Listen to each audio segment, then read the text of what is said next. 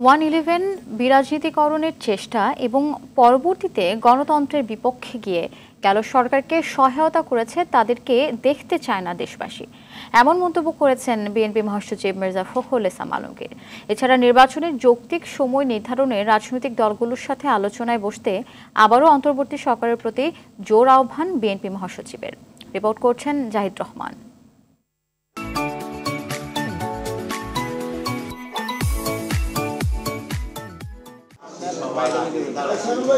স্থায়ী কমিটির বৈঠকের সিদ্ধান্ত জানাতে গুলশানে দলীয় চেয়ারপারসনের রাজনৈতিক কার্যালয়ে বিএনপির এই সংবাদ সম্মেলনে বন্যার কারণে দলের প্রতিষ্ঠাবার্ষিকীর কর্মসূচি বাতিল করে সে অর্থ সহায়তার সিদ্ধান্তের কথা জানান বিএনপি মহাসচিব। সেই অর্থটা আমরা আমাদের ত্রাণ তহবিলে দিয়ে দেব। সুপরিকল্পিত চক্রান্ত চলছে বিএনপিকে নিয়ে। দুর্বৃত্তরা অপকর্ম করে বিএনপির উপর দায় চাপানোর চেষ্টা করছে বলে অভিযোগ করেন মির্জা ফখরুল। বিপ্লবকে ব্যর্থ করার জন্য কিন্তু একটা গভীর ষড়যন্ত্র রয়েছে, চক্রান্ত আছে।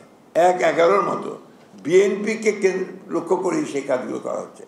এটা আমি মনে করি যে এটা অত্যন্ত একটা অন্যায় হচ্ছে, অবিচার হচ্ছে।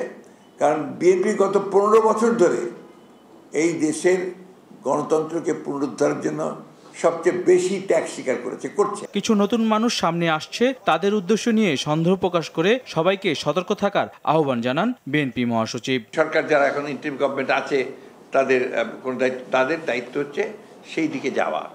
এটা আমরা অবশ্যই মনে করি যে কিছু সময় লাগবে, সেটা আমরা বিশ্বাস করি, এবং যৌক্তিক সময় অবশ্যই আমরা সেটাতে কোঅপারেট করতে চাই, সর্বক্ষেত্রে কোঅপারেট করছি।